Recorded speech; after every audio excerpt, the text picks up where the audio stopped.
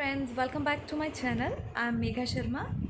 Today I am going to discuss about the topic soul cleansing. तो soul cleansing क्या है guys?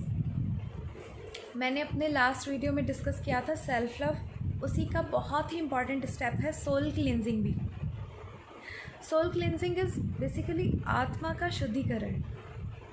आज मैं ये टॉपिक क्यों डिस्कस कर रही हूँ? क्योंकि guys life is not a bed of roses. हमें हर फेज से गुजरना पड़ता है, उसमें दुख भी आते हैं और खुशी भी आती है, ठीक है। It's just like a roller coaster ride. तो चॉइस इज़ योर्स कि आपको दुख से कुछ सीखना है या फिर उसमें टूट के बिखर जाना है। तो चॉइस टोटली आपकी है। तो क्यों ना हम खुशी से जिए, खुशी से स्मूथली उन दुखों से कुछ सीख कर अपनी लाइफ को स्मूथ बनाएं। तो चलिए आज हम डिस्कस करेंगे सोल क्लेंजिंग के बारे में। क्या है कि जब हम इस अर्थ पे आते हैं तो हमारी सोल जो होती है बहुत ही प्योरेस्ट फॉर्म में आती है, बिल्कुल एक नए खिले हुए फ्लावर की तरह, ठीक है। उस पर बहुत सारी नेगेटिविटी की लेयर जमा होती जाती है, फिर बैड कर्मास और हमारे कई जितने हम जन्म लेते हैं वो सब की जो नेगेटिविटी की बैड कर्मास की लेयर होती है वो डिपॉजिट होते होते जो हमारी सोल की प्योरेस्ट फॉर्म होती है वो फेड हो जाती है, ठीक है। जैसे कि एक मिरर के आगे एक डस्ट जम जाती है, गंदगी जम जाती है, तो वो मिरर जो उसकी जो प्योरेस्ट फॉर्म होती है वो नहीं दिखती। सेम वे हमारी सोल है, तो उसकी प्योरेस्ट फॉर्म इन सब चीज़ों की वजह से कहीं छिप जाती है। तो आज हम यही जानेंगे कि सोल को बिल्कुल प्योरेस्ट फॉर्म में कैसे लाया जाए, ठीक है।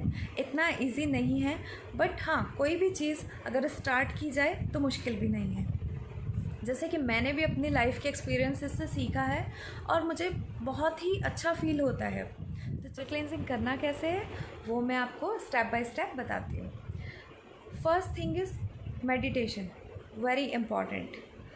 जैसे कि मैंने अपनी सेल्फ लव वाली वीडियो में भी बताया था, मेडिटेशन तो हमें करना ही करना है। बहुत देर का टाइम ना भी मिले तो थोड़ी देर के लिए हमें मेडिटेशन करना है, ठीक है। क्योंकि ऑब्वियसली हमें साधु सन्यासी तो नहीं बनना है, पर हाँ मेडिटेशन इज़ इम्पॉर्टेंट, ठीक है। And next is yoga pranayama, breathing exercises, वो हमारे लिए मस्ट हैं, वो भी करना है। क्योंकि ब्रीदिंग क्या है, आपका जो अंदर से प्योरीफिकेशन है वो करती है ब्रीदिंग। 7 स्टेप्स ऑफ प्राणायाम है, आप उनको रेगुलर फॉलो करिए। फिर आता है चक्रास हीलिंग। हमारी बॉडी में वैसे तो बहुत सारे चक्रास हैं, पर जो बहुत इम्पॉर्टेंट चक्रास हैं वो 7 हैं, 7 चक्रास इन आवर बॉडी, उनको हील करना है हमें। अब अगर आपको आता है तो वेल एंड गुड, अदरवाइज़ आप कहीं से सीख भी सकते हैं। बहुत सारी यूट्यूब वीडियोस हैं और भी बहुत जगह से आप चक्रास हीलिंग सीख सकते हैं, ठीक है। फिर है कि हमें अपना ऑरा क्लीन रखना है, क्योंकि हम सोसाइटी में रहते हैं, इस अर्थ पे रहते हैं। इट्स नॉट पॉसिबल कि हम नेगेटिविटी से बिल्कुल बचे रहें। तो हमें खुद को नेगेटिविटी से बचा के रखने के लिए अपने ऑरा को क्लीन रखना है। वो भी मैं अपने आने वाली वीडियोस में डिस्कस करूँगी कि हम अपने ऑरा को क्लीन कैसे रख सकते हैं, ठीक है। और फिर है कि अब देखिए आप सोसाइटी में रहते हैं तो ये तो पॉसिबल नहीं है कि आप नेगेटिविटी से बिल्कुल दूर रहें, पर हमें उन्हें हैंडल करने का तरीका आना चाहिए। जैसे कि कुछ लोग हैं वो हमें ट्रिगर करते रहते हैं हर सिचुएशन में। आपके पास आपकी कोई प्रॉब्लम है, उसको लेकर आपको पॉइंट करते रहेंगे, आपकी वीकनेसेस को बार बार आपके सामने लाते रहेंगे, ठीक है ना। तो उनसे आपका क्या है, उनसे आपके अंदर नेगेटिविटी बहुत ज़्यादा भर जाती है। तो हमें उससे बचे रहना है, बिल्कुल दूर रहना है। किसी की बात आप सुनो और एक कान से सुन के दूसरे कान से निकाल दीजिए, ये मंत्रा है। क्योंकि अगर आप दूसरों की बातें लेकर फील करते रहेंगे तो आप कभी भी खुद हैप्पी नहीं रह सकते। तो लोग हैं कुछ तो कहेंगे ही, तो हमें सबकी बातों को लेकर बैठना नहीं है, हमें तो आगे बढ़ना है, लाइफ में कुछ करना है ना। तो इसीलिए ठीक है, तो नेगेटिविटी से और नेगेटिव लोगों से जितना दूर रहा जाए तो अच्छा है। और फिर है कि हमें जो मैंने आपको एक वीडियो में अपनी पॉजिटिव अफर्मेशंस बताई थी वो डेली बोलिए। अपनी जो पॉजिटिव अफर्मेशंस हैं उन्हें लाइफ में बहुत ज़रूरी है लाना, तो उन्हें डेली प्रैक्टिस करिए, उन्हें डेली बोलिए। मॉर्निंग में उठते ही सबसे पहले उन पॉजिटिव एफर्मेशंस को बोलिए, ठीक है। तो और है कि जहाँ भी आप अपने कहीं भी सोसाइटी में बैठते हैं, किसी भी सर्कल में बैठते हैं, अवॉइड आर्ग्यूमेंट्स। क्योंकि गाइस आर्ग्यूमेंट करने से क्या होता है, हमारा कोई इंटेलेक्चुअल लेवल उससे बढ़ता नहीं है, इंटेलेक्ट नहीं दिखता हमारा, पर उससे क्या होता है हमारी जो वाइब्रेशंस है वो लो हो जाती है, नेगेटिविटी बढ़ जाती है हमारे अंदर, ठीक है। तो हमें अवॉइड करना है आर्ग्यूमेंट भी।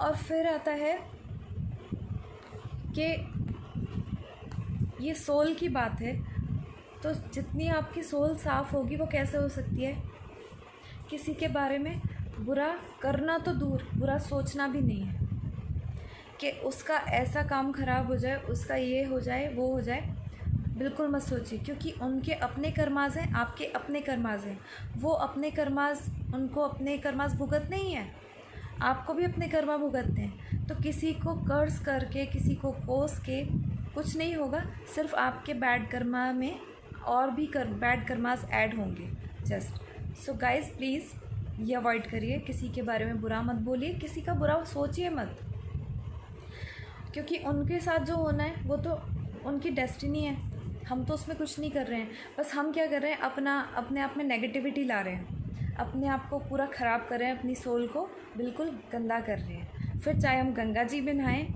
या कुछ भी करें, किसी भी तीर्थ पे जाएं, किसी भी मंदिर में जाएं, कुछ नहीं होगा। सो ठीक है, moving on to the topic.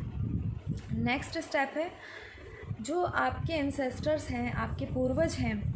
तो जैसे हम, एक होता है कि हम पितृदोष दूर करने के लिए कई बार हमने सुना होगा कि लोगों को उपाय करने पड़ते हैं या कुछ। पितृदोष दूर करने के लिए क्या करिए कि आप अपनी मेडिटेशन में बैठ के अपने जो आपके एंसेस्टर्स हैं उनसे प्रेयर करिए कि हम अपनी लाइफ में हैप्पी हैं, और अगर कोई दुख भी है तो आप हमें ब्लेसिंग्स दीजिए, पर आप अपने जो आपका रास्ता है हेवन की तरफ, आप शांति से जाएं और खुशी से जाएं। आप सारी चिंताओं से मुक्त हो जाएं, हम कैसे कैसे हैंडल कर लेंगे, पर आप वरीज से बिल्कुल फ्री हो जाएं। उन्हें ऐसा कहकर मेडिटेशन में रोज़ प्रेयर करिए, तो वो प्रॉब्लम्स भी ठीक हो जाएंगी। तो वो भी बहुत ज़रूरी है सोल क्लींजिंग के लिए। तो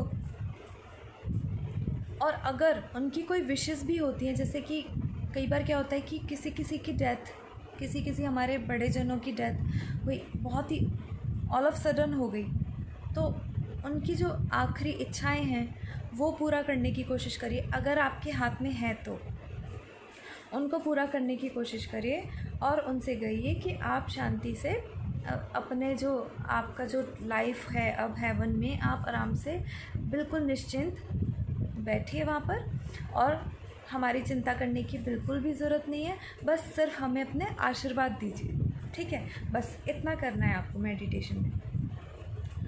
और बहुत ही ज़रूरी है, मैंने अपनी एफर्मेशंस में भी बोला है, जब आप बेड पर जाते हैं सोते टाइम, कोई आपका दुश्मन है, कोई भी है, किसी से कोई भी गलती हुई है, आप सबसे माफ़ी मांग लीजिए, सबको सॉरी बोल दीजिए और सबको माफ़ कर दीजिए। कुछ भी मन में अपने कुछ भी मत रखिए कि मेरे साथ उसने ऐसा किया, मेरे साथ उसने ऐसा किया, कुछ मत रखिए। क्योंकि ये जो लाइफ है ना, ये 3D है, ये जो हो रहा है एक तरह से एक ड्रामा है, तो इसको इतना सीरियसली मत लीजिए। किसी ने आपके साथ कुछ ऐसा किया है, वो उसके कर्म है, उन पे छोड़ दीजिए, डोंट बॉदर। तो आप अपने ऊपर ध्यान दीजिए, अपनी ग्रोथ पे ध्यान दीजिए, ठीक है। तो आपको बस सबको सोते टाइम पे माफ़ कर देना है, और खुद भी आपसे जो गलतियाँ हुई हैं आप उनके लिए अपोलोजाइज़ कर लीजिए और माफ़ी मांग लीजिए। बस अपने मन ही मन में इतना कर लीजिए। और ये जो हमें ये जो लाइफ मिली है, इसमें सबसे ज़्यादा इम्पोर्टेंस किसकी है? डोनेशन, दान देने के लिए, ठीक है। हमें जो ये जो युग है, इसमें हमारी सबसे ज़्यादा इम्पोर्टेंस है दान देने की, ठीक है। तो जितना हो सके आपसे दान करिए, जितना आपका सामर्थ्य है। चाहे आप एक इंसान की सोल को भी सेटिस्फाई कर पाते हैं तो सफिशेंट है, पर उसके लिए ये ज़रूरी नहीं, उसके लिए ये नहीं है कि आप अपनी फैमिली पर ना ध्यान दें, फैमिली की रिस्पॉन्सिबिलिटीज़ पूरी करने की बजाय बाहर डोनेशन देने चले जाएं, बिल्कुल नहीं। फैमिली फ़र्स्ट है, उसके बाद जो आपसे हो सकता है थोड़ा बहुत आप डोनेट करिए, जितना आपका सामर्थ्य है, ठीक है। तो गाइज़ आज के लिए इतना ही। सोल क्लेंजिंग के बारे में ये स्टेप्स जो मैंने बताए हैं आपको ज़रूर फॉलो करिए, बहुत ही अच्छा फीलिंग होगी जैसा कि मैं फ़ील कर रही हूँ। मेरा बस इतना ही मकसद है कि मैं ज़्यादा से ज़्यादा इन चीज़ों को स्प्रेड करना चाहती हूँ। तो गाइज़ आप फॉलो करेंगे और मेरे ऐसा करने से किसी एक की भी लाइफ चेंज होती है तो मुझे बहुत ही अच्छा लगेगा। तो इसलिए thank you guys, good bye.